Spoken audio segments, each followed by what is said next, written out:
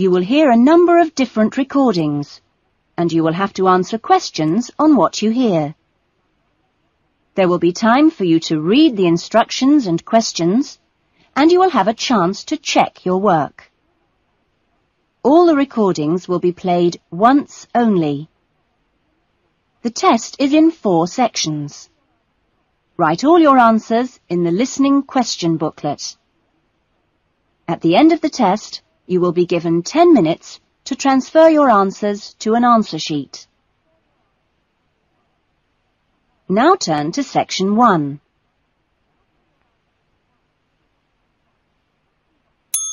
Section 1. You will hear someone being asked their opinion of a new television station. First, you have some time to look at questions 1 to 4.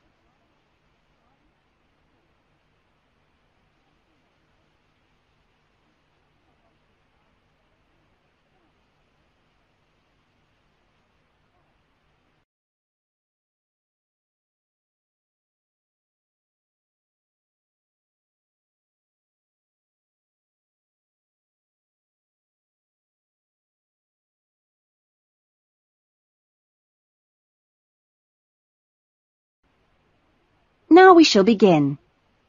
You should answer the questions as you listen, because you will not hear the recording a second time. Listen carefully to the conversation and answer questions 1 to 4. Excuse me, I'm sorry to bother you, but would you have time to answer a few questions? What's it about? We're doing some market research for a new television channel starting in 2 years' time. Okay, why not? Lovely. We'll just work through this form. And if we could start with some personal background information? Sure. Right. If I could just have your age? 35. Right. Great. And your job? Systems analyst. But for the form, I don't know whether it would count as professional or business or what. What do you think? Okay, it's more like business. Fine. And would you mind my asking about your salary, or we can leave it blank? No, I don't mind. It's 40,000 a year. Oh, thank you.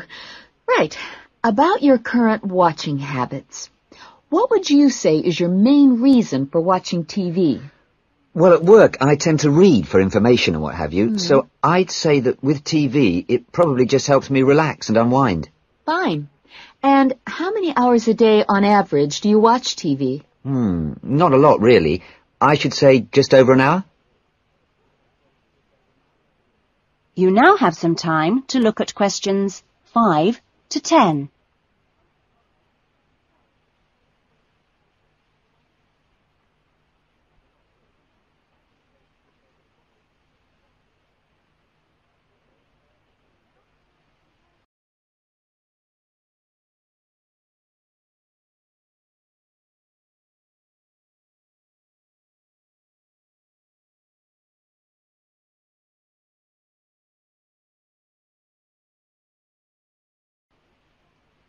Now listen carefully and answer questions 5 to 10. So what are the 2 main times of the day that you watch TV? Well, a little around breakfast time, and then it tends to be really late, 11 or even midnight, when I finish work. And what sort of programs do you go for? Some news bulletins, but I also really like to put my feet up with some of the old comedy shows. Fine. And turning to the new channel, which type of programs would you like to see more of? Well, I certainly don't think we need any more factual programs, like news and documentaries. I think we need more about things like local information, providing a service for the community. And in the same vein, perhaps more for younger viewers. Good quality stuff. Uh-huh. And if you had to give the new director some specific advice when they set up the channel, what advice would you give them? I think I'd advise them to pay a lot of attention to the quality of the actual broadcast. The sound system. People are very fussy these days about that. And in general, I think they ought to do lots more of these kinds of interview, talking with their potential customers. Oh, I'm glad you think it's valuable. Certainly, yeah. Good. Okay. This will be a commercial channel, of course, but how often do you think it is tolerable to have adverts? Well, out of that list, I'd say every quarter of an hour. I don't think we can complain about that, as long as they don't last for 10 minutes each time. Quite. And would you be willing to attend any of our special promotions for the new channel? Yes, yeah, I'd be very happy to, as long as they're held here in my area.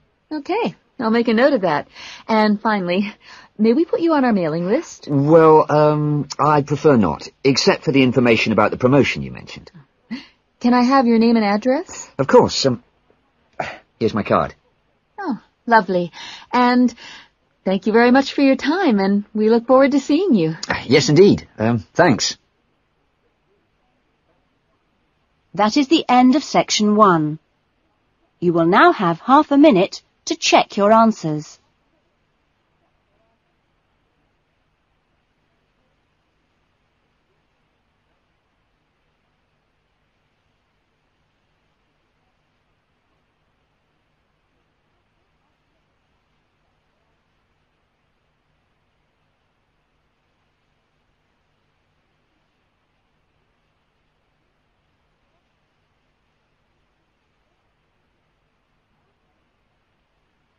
Now turn to section 2. Section 2. You will hear a student welfare officer talking to a small group of students just before the beginning of term. First, you have some time to look at questions 11 to 16.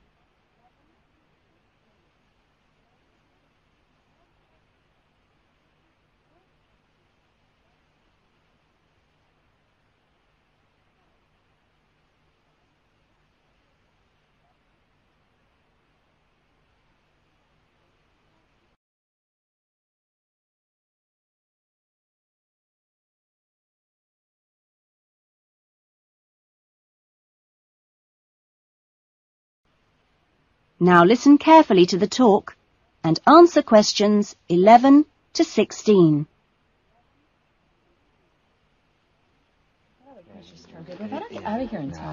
Okay. Well, good morning, everybody. My name's Elizabeth Reed, and I'm your Assistant Welfare Officer. What I'd like to do now is tell you a little more about some of the social facilities available on the campus, and also to tell you something about what the town has to offer. As you probably know already, the Student Union building is the main centre of social life here, as indeed it is in most British universities. The Union runs a weekly programme of events for all tastes. Oh, everything from discos to talks by guest speakers. Many of these events are fundraising activities for charities, which the Union takes very seriously. They manage the Students' Union paper shop, selling magazines and newspapers, as well as stationery, sweets and so on. Let me see. There's the ticket shop, where you can get some very good deals on, well, for example, coaches to London, or inexpensive charter flights. As cheap as you'll get anywhere, people say. Or tickets for big pop groups playing here or at other venues all over the country. Or plays in London. Oh, and we mustn't forget the Union cafeteria and the big new diner. Yes, did you have a question? Yeah, does the Union also provide help with any problems? I mean, advice on financial problems, for example. Or does the university provide that? Yes, the Union run their own advice service, offering help with financial matters, such as grants. I'm sure you realise anything medical should be discussed with the University Medical Service, which also has an excellent counselling centre. I think that was made clear yesterday. However, the Union has its own officer who can give advice on legal problems. You now have some time to look at questions 17 to 20.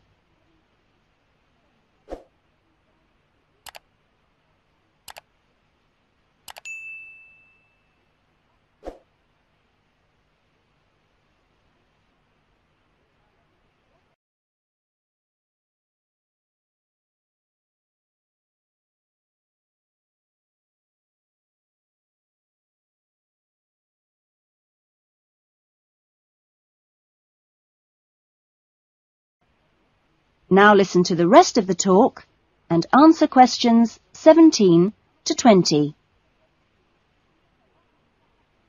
Now, on to Radford. For a town of its size, Radford has some unusually good leisure and community facilities, and has quite a good shopping centre with an interesting range of shops. As you go into Radford, there's a new, well, quite new, Olympic-sized swimming pool. That's on the outskirts at a place called Renton. Above the pool, there's a high-tech fitness centre.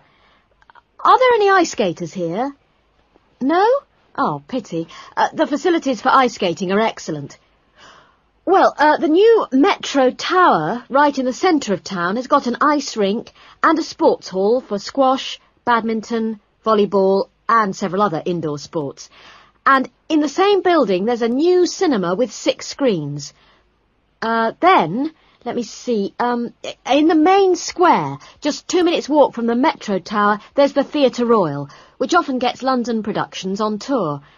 And in the streets nearby, you can find a good range of inexpensive restaurants, including Indian, Chinese, Thai and Italian. That is the end of section 2. You will now have half a minute to check your answers.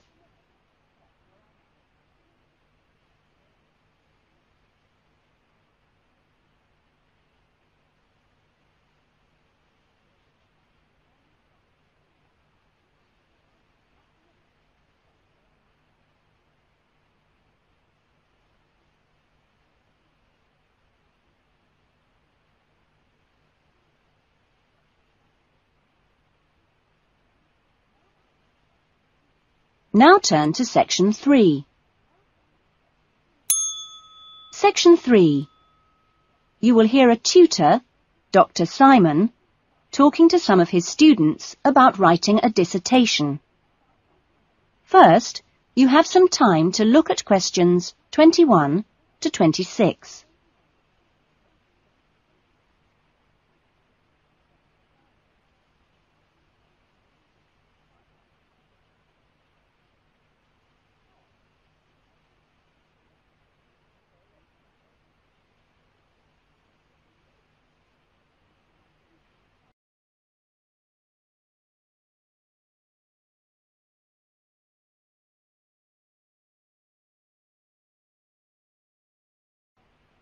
Now listen to the discussion and answer questions 21 to 26.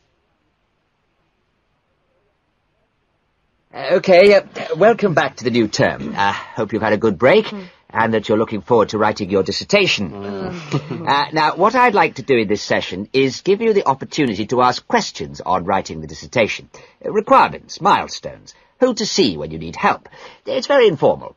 It may all be written on paper, but it's nice to get it confirmed. So, anything you'd like to ask?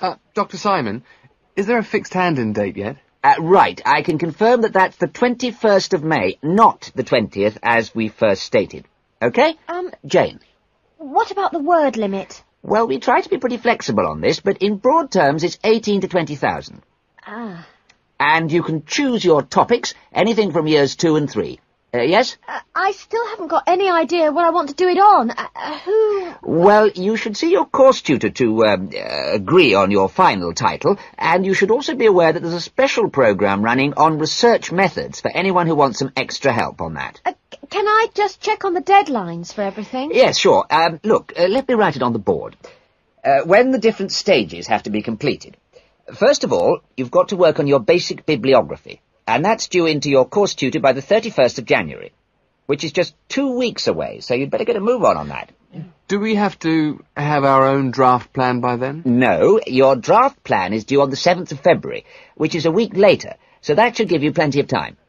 And when do we have to be doing the research? That's over a 1-month period, essentially February to March. And the write-up? Well, you can't really get going on your writing until you've got quite a bit of the research done. So that's really March to May, with the hand-in date on the 21st. Any more questions? Now you have some time to look at questions 27 to 30.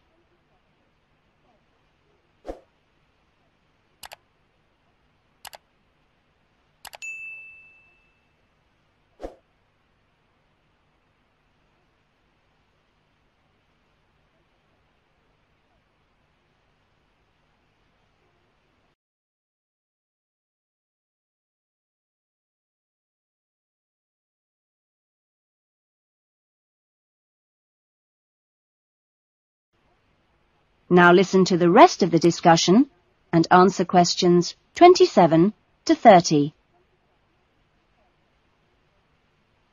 Well, sir, just some advice, really. It's about computers. Would you advise us to buy one? What can I say, Andy? I know it's a massive expense, but I really feel it would be of great benefit. You can always look in the student union adverts for second-hand ones. Yes? I've been looking at some of last year's dissertations. Oh, is that a good idea, sir? I heard... Well, I don't think you should read them in detail too early, or you might end up taking more of their ideas than you realise. But yes, it really is the best guide you can have to the expectations of what's expected when you write a dissertation. Sorry, Jane, I interrupted you. That's okay. It's just that they did a lot of research using questionnaires. Is that a good idea? I think questionnaires are very good at telling you how people fill in questionnaires. But to be frank, they tell you very little else. Avoid them. About interviews, is it okay if we interview you? The tutors? Well, I don't see why not. They don't have any special contribution to make, but you can if you want. There's a whole section on this issue in the research guide. I'm afraid it's slightly out of date, and you're probably better talking to the tutor on the research methods course. But you might find it useful to start there. Okay. Thanks. Okay, well, great. I hope that sorted a few things out. You can always come and see me, or drop me a note if you've got any more queries. Right. Fine. Okay, thanks. That is the end of section 3. You will now have half a minute to check your answers.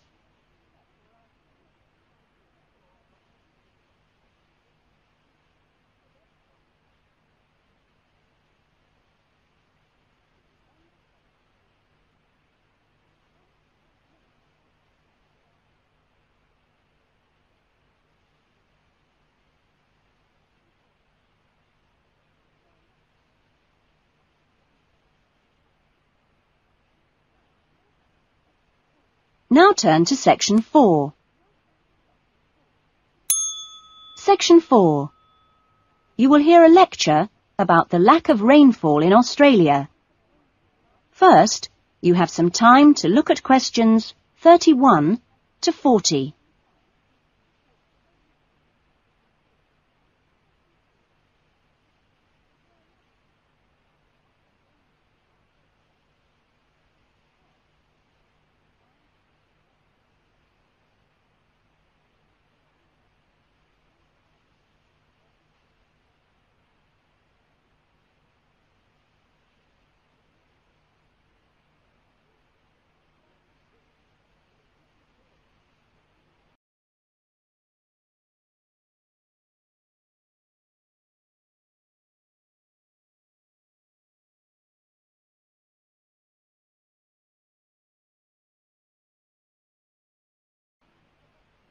Now listen to the lecture and answer questions 31 to 40. Good morning. This morning, we are continuing our look at Australia and its natural problems. Actually, dryness, or aridity, as it is generally called by geographers, is probably the most challenging of Australia's natural problems. And so it's very important in this course for you to have a good understanding of the subject. For Australia, water is a precious resource, and its wise management is of the greatest importance. As I've said, Australia is a dry continent, second only to Antarctica in its lack of rainfall. Long hours of hot sunshine and searing winds give Australia an extremely high rate of evaporation, far more than in most other countries. It's estimated that approximately 87% of Australia's rainfall is lost through evaporation, compared with just over 60% in Europe and Africa, and 48% in North America.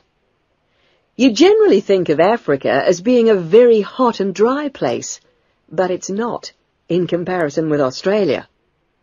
In many parts of Australia, standing water, that is, dams, puddles and so forth, dry up rapidly, and some rainfall barely penetrates the soil.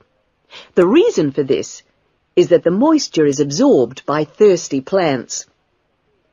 Some parts of Australia are dry because rainwater seeps quickly through sandy soils and into the rock below. In parts of Australia, this water, which seeps through the sandy soil, collects underground to form underground lakes. Water from these subterranean lakes can be pumped to the surface and tapped, and so used for various purposes above the ground. In fact, extensive underground water resources are available over more than half of Australia's land area. But most of the water is too salty to be used for human consumption or for the irrigation of crops. However, most inland farmers do rely on this water for watering their animals and, where possible, to a lesser extent, for irrigation. Underground water can flow very large distances and can be kept in underground reservoirs for a very long time. Water from these underground reservoirs bubbles to the surface as springs in some parts of the country, and these rare sources of permanent water were vital to early explorers of inland Australia and to other pioneers last century who used the springs for survival. But in many places, levels have fallen drastically through continuous use over the years. This has necessitated the pumping of the water to the surface. Remarkably, underground water sources in Australia supply about 18% of total water consumption. So you can see it's quite an important source of water in this dry land. So, most of the consumption of water in Australia comes from water which is kept above ground. More than 300 dams regulate river flows around the country. The dams store water for a variety of functions. The rural irrigation of crops, without which many productive areas of the country would not be able to be farmed. The regulation of flooding, a serious problem which will be dealt with later in the course. And last but not least, the harnessing of the force of gravity for the generation of electricity. That is all we have time for this morning, but you'll be able to do further study on this important area in the library. I have a handout here with references on the subject, so if you're interested, please come up to the desk and take a copy. Next week's lecture is a case study of an outback farm, and it'll be going into detail about some of the problems we've discussed here. That is the end of section 4. You will now have half a minute to check your answers.